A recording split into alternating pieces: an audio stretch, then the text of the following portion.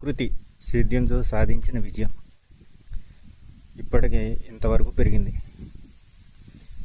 ఎలాంటి పురుగు మందులు కొట్టకుండా, ఎలాంటి యూరియాలు డిఏపీలు వేయకుండా ప్రకృతి సహజంగా ఒక మొక్క, అడవిలో మొక్క ఎలాగైతే పెరుగుతుందో అలా పండించడం జరిగింది.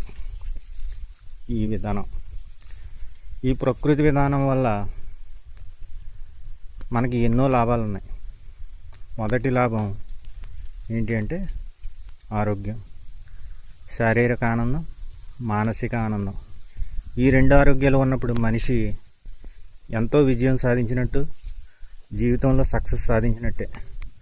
ఈ రెండు లేనప్పుడు మనిషి ఎంత సంపాదించినా, ఎంతమంది ఉన్నా సక్సెస్ లేనట్టే నా దృష్టిలో. ఇదే నేను సాధించిన విజయం ఇప్పటివరకు.